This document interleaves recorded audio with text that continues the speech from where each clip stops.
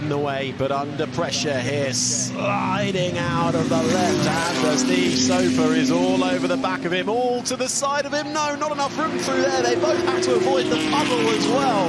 We know that Ford Fairlane doesn't like the damp stuff, and also Steve Soper will have to think about managing the brakes as well. That heavy car, when it's going fast, the brakes can take a beating. He'll have to bear that in mind, but he is so close, he can sniff the lead of this race. He can. Treaded tyres and sustainable fuel for all cars taking part this weekend, and particularly in the St Mary's Trophy. So gaps are sort of spread out a little bit. This is probably actually I would say our closest fight out on track at the moment. There's still battles raging on. Brundle and Rainford are very close together as well. But have a look. You've got to make that Jaguar as wide as possible, Gordon. Almost being pushed down the straight, side by side. Make that a move for Steve Soper to take the lead of the St Mary's Trophy. Been coming for a little while, was waiting for the prime opportunity to do so into the final chicane. Can Gordon Shedden try anything, get a good run out on the exit? Heading down the start-finish straight towards Madgwick. Steve Soper leading in the Ford Fairlane. Gordon Shedden now down to second in the Jaguar Mark 1. It's as they started this race. They're nose to tail once again as they go across the line. The battle for the final spot on the podium. Yeah, this is really entertaining to watch, there's no doubt about it. But where can you find the way through? Through the corners is where the Cooper has that little bit more speed and pace, but trying to get into the corner alongside. And as you said, especially being such a big car, that Ford Thunderbird, Battlebird as it's called, it can sort of block a bit of space quite easily. The way that Jets Bunker dealt with that was very clever, and they kept it clean, which was good. Bill Shepherd, of course, is a very experienced racer, and once he realised they were absolutely alongside, he didn't try and fight too hard, but he's fighting hard against these two cars behind. There's an that's a risky place, isn't it, to try and go up the inside? But maybe it's a risk that needs to be made to get past. Yeah. And I've just about to say Tiff Nadell is dropping down the order. He's in the pits, so clearly there's some kind of issue with that C-type Jaguar. He was meant look, they've gone through. That well, certainly the Cooper's gone through, and the Austin-Healey's now also gone through. My goodness. That's amazing, but now the Thunderbird, of course, on a straight line, will try and come back, but this couldn't go all the way. Let's just hope they keep it clean. Yeah, defend, little bobtail defend, and look at the braking ability between the Austin and the Thunderbird. So much stronger. I thought he was going to run wide on the grass there. It looked quite close. Again, traffic coming into play. We've got the number 6, that's our Sol Maserati 300S, which is being lapped once again, and that's allowed the Austin-Healey then to go 3 abreast down the straight, and Rules says thank you very much, and the Thunderbird's coming back past again. Oh yeah, the Cooper lost out there, so that's ironic, isn't it? But yeah, you're right, so it is the Austin-Healey. Now remember, this Austin-Healey started in 15th position, and it's now up into 3rd place. Jack Rules is racing it at the moment, and Jake Hill will be driving it later, and that's a fabulous job. But now coming under pressure once again on a straight line, but now coming into a section of corners, of course, into St Mary's. Better braking stability there. Absolutely, and that actually is a key thing, because I get the Austin-Healey sliding a bit too much there, but got away with it. Disc brakes all around on the Austin-Healey, whereas that Ford Thunderbird, the brakes do not last. I mean, it's got a lot of straight line power, but I've been told the brakes tend to go off a bit with that, because you've got a heavy vehicle, you're trying to do late braking so fast in a straight line, but he's not giving up, that's for sure. We saw Jake Hill on the pit wall, and he had a shake of the head, and it's probably going, gosh, that pesky Battlebird, will it just go away? But he'll be hopping in soon. It's not long now until this pit window will be open, just over 3 minutes, and we will probably start to see plenty of cars dive into the pits. Everywhere you look, there are battles in this field. The 77 car in the middle here, this is Andrew Jordan, who's currently occupying 4th spot, right behind Gordon Shedden and Tom Ingram. Making it nearly 3 wide. No, but it's certainly 2 wide, but the Jaguar's just able to get its foot down. We're going to go 2 wide through the slight right-hand kick. No, we're not. Very close. Andrew Jordan in the 77 trying to get Gordon Shedden ahead, but Shedden is managing to hold firm. This is the battle for third, fourth and fifth, all sliding through the corner as the sun glints off these magnificent cars. These British saloon cars, well, indeed, global saloon cars plucked from retirement and going racing here. And the Goodwood Motor Circuit, and there's contact there between Ingram and Jordan. And that is a light gone, but a side-by-side move on the way. The trio, touring car champions in one picture, and a flash of the lights. Touring cars tile from the 77. Tom Ingram goes across the grass. Don't do that, Tom. They're still bashing doors as they head up to Woodcote Corner. Gordon Shedd's going to be going, come on boys, keep going, it's going to allow me to escape. They've got some traffic up ahead of them, and actually just on traffic watch, just seen our leaders go past. They have got a bit of clear space, so that gap's now come down between Soper and Kristensen, but they pretty much are setting near an identical lap time. So this should, these trio cars should clear this traffic fairly easily, but we're going to have a great scrap, and we're going to check out the replay of Tom Ingram potentially trying to use, let's say, a little bit of push to pass as he goes into Lavant. Let's have a little look. Not on that shot, and he's going to try and get the up and under, isn't able quite to do so. And a little love tap with a few consequences, and then a bit of a mow of the lawn as well as they went door to door. Fantastic battle for the final place on the podium, which is not yet done either, as they continue to almost drag each other through every single twist and turn. This, Gordon Shedden ahead in the Jaguar with Andrew Jordan and Tom Ingram hunting him down. That Jag, though, so good when he can get his foot down and the power down, but here comes Andrew Jordan. Can he sneak a wheel alongside? They go door to door, and Tom Ingram is looking at it as well. They're working together. This is incredible. This is fantastic, and there we go. They don't have the grunt compared to the Jaguar, but maybe they do work together. They will. It's a little 1.2 litre underneath compared to the 3.4 of the Jaguar, but Gordon Shedden just wasn't able to get the clean exit, and a little bit of working together, and they managed to sneak through.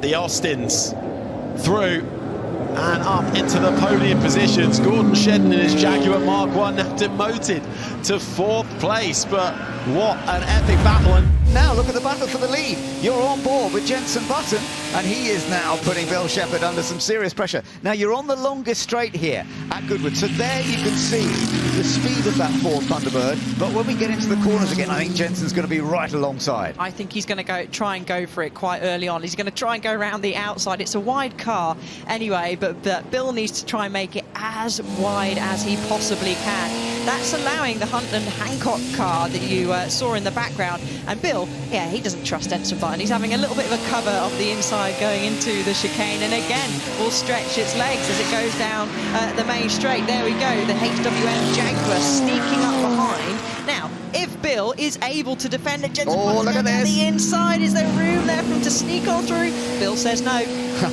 No, there nearly was, but actually Bill's gone a bit wide through the second part of Madgwick, and you can see Jensen's on a great line. Now the problem is the next corner is flat out normally in most cars, although I would imagine they're just giving it a little bit of a lift, perhaps on this opening lap. But now there's an opportunity coming down towards St Mary's. Jensen wants the inside line, and there might be a chance here. Yes, he's got down the inside. Try not to hit each other, and he's through. He's taken the lead. He's done a great job. The HWA trying to sneak through there. Bill's going to go slightly wide on the exit as they run all the way up to Lavant Corner. Can he go around the outside?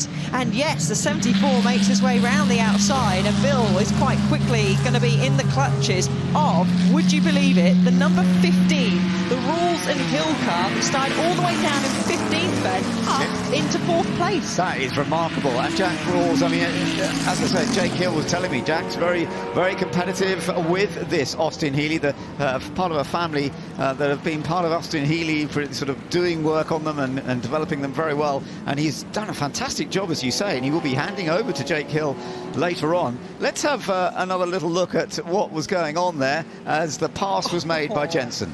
Oh, that was so close. Look at the size difference. I'm still makes me chuckle.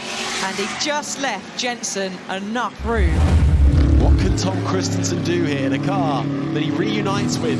Hasn't driven this machine since 2017. And this car taking the win back in 2023. The Ford Thunderbird would like to have a sniff of glory this afternoon. One thing to look, we just saw at the front of the shot there, Tom Kristensen's going down the inside. I was about to say traffic could come into play in these last remaining couple of minutes, but Tom's made the jump, he's gone down the inside, nice move into St Mary's. Could this be him off? But there's that traffic I was talking about into Lavin Corner.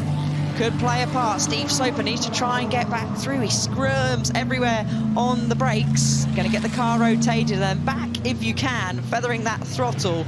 As it's longer than it looks on the entries. They drift round. And then the drag race. As we've got the 1-2-1 that's made an escape and decided to go and cut some grass. Yeah, the 1-2-1 deciding to peel off. Let's see what happened though at the starts for this change of lead then, and the 9-time Le Mans winner Tom Kristensen on board the Ford Thunderbird, making the move on the touring car legend Steve Soper.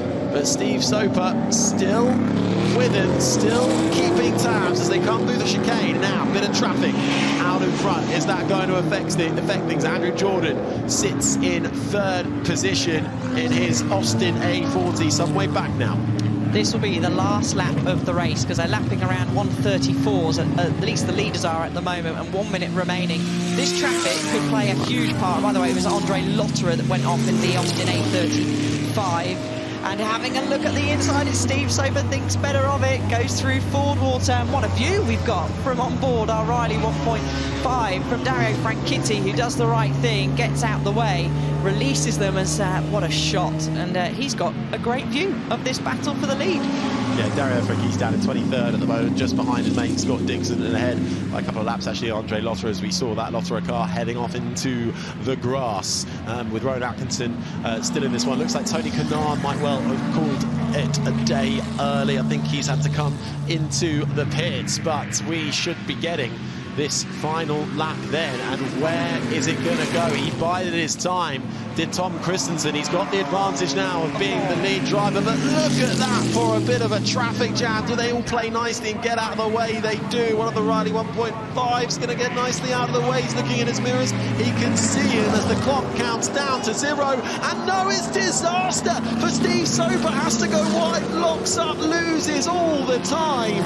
And that will be the damage done with traffic playing its part through the final chicane for the final time in this St Mary's Trophy Part 1. And the spoils go to Tom Kristensen in the Ford Thunderbird. We're all set for the Sterling Moss Memorial Trophy.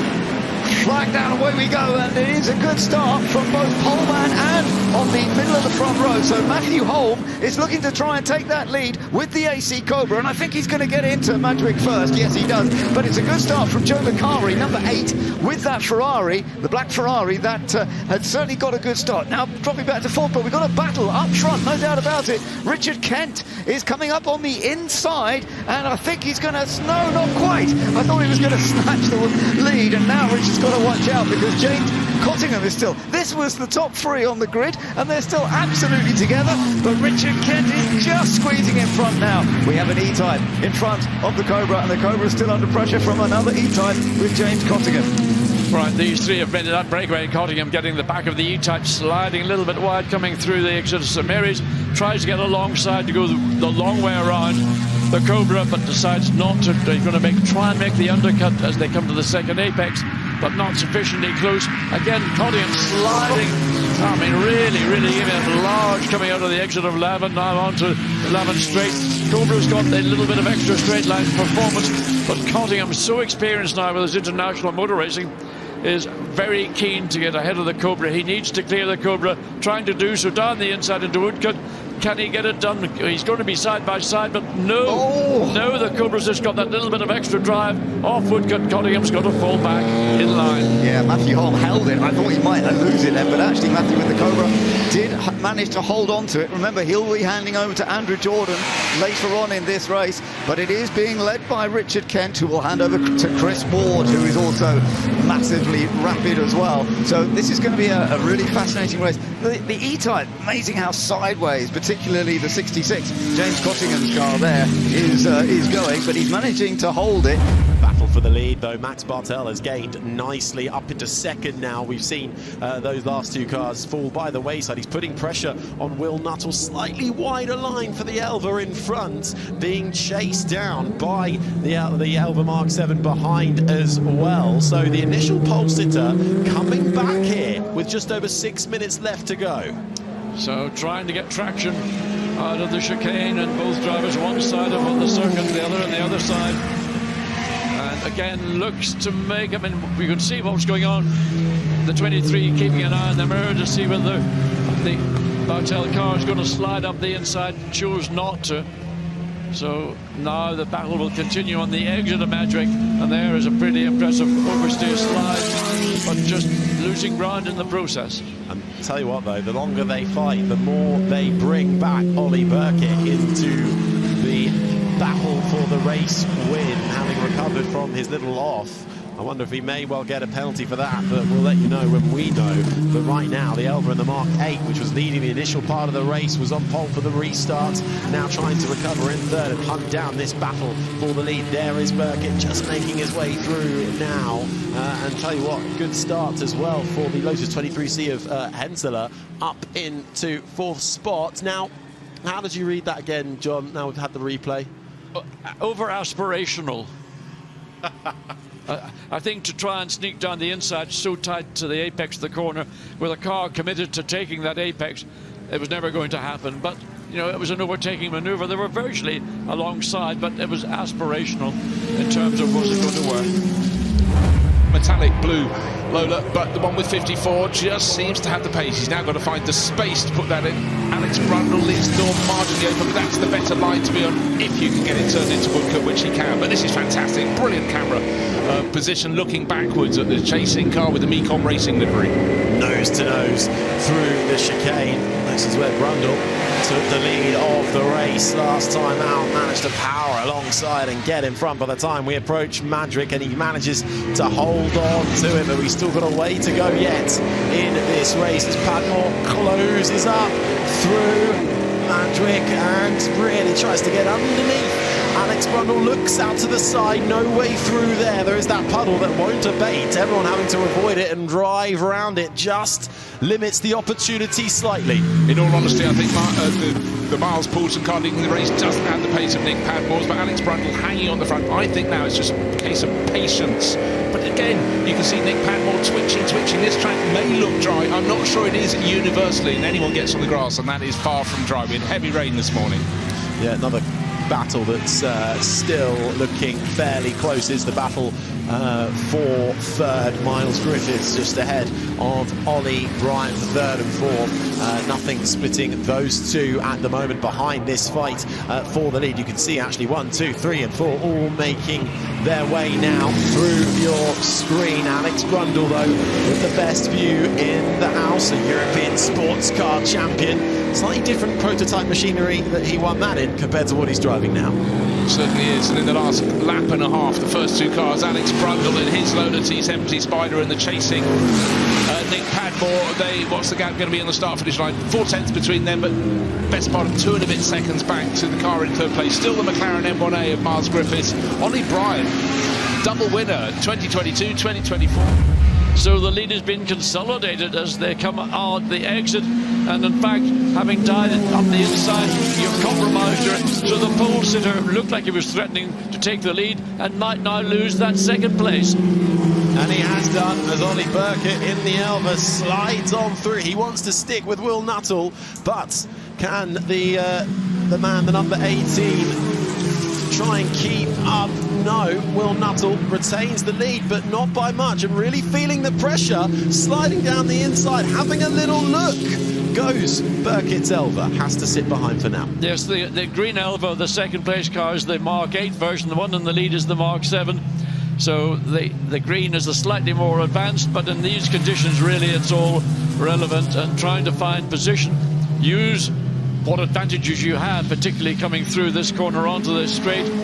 So second place under pressure from our pole sitter, trying to regain the position he lost just half a lap ago on the exit of Maggins. Well, this is a battle for the lead, really, between 1, 2 and 3, almost going 3 abreast. Will Nuttall has the advantage at the moment, and under braking Burkitt in the Elva Mark 8, chasing the Mark 7 down. A little bit of a twitch, though, on turn-in from Will Nuttall. That allows the Burkitt, I should say, to get alongside, but the chicane comes too quickly. He has to sit behind him again. Yes, there's no way to get two of these cars side by side through the chicane, but did the wise thing. We've got 21 minutes of this race remaining, and coming down, cross start finish straight to go on to their third flying lap. Another thrust down the inside. This time it's going to work. He's got sufficient advantage going in. The undercut and the exit may be possible, but I don't think, no, it's not going to happen. So let's have a little look at them all sort of coming through. Look at that. You got most people, look at Stacey's soaked everyone else. Most people are just avoiding that. They're just turning it a tad tighter to avoid going through that big patch of lying water. Yeah, it is very tricky out there, but they're dealing with it so well at this stage. Also, I just see Sylvain Barrier, he's got up to 4th as well. So Sylvain Barrier, number 8, he was a double World Super Stock champion, the Frenchman. So he's cracking on. You can see him now in a big dice with Storm Stacey. Yeah, that's number 8 you're talking about, isn't it? Sylvain Barrier. Yeah. And doing a great job. Started down in 14th position. Exactly. So again, he's got a good feel for it, a natural sort of feel, and he's having a really good tussle with Storm Stacey, one of BSB's latest stars. And they're having a little look at each other down the straight. The fairing's probably going to just give him a little mile an hour or two on top compared to the bike without the fairing. And there's little Lee Johnson, number 66, so he's coming as well, and the advantage he's got is he's small and light, which is a real advantage on these motorcycles. Again, on the Manx, all these three on the Norton Manx. Yeah, all the Manx Nortons, aren't they? So we've got plenty of the Manx Nortons on board. Oh, that's David Todd. We saw him looking at the right-hand side of the cylinder, and that's a shame because he was absolutely flying. And unfortunately, it's the bike's gone bang. It's one of these Caxor replica motorcycles. So David Todd just getting his way out there. So disappointing for him. Yeah. So, and just have a little look at lap times. Billy McConnell, a 1:41.4. There's no one else. The next fastest time is in the 45, so he's lapping 4 seconds quicker than everybody else. He's got an 8.5 second lead at the moment. Now, look at Lee Johnston. So I don't know whether Barrier's made a mistake, but Barrier, he's dropped the Frenchman who just moved up to 4.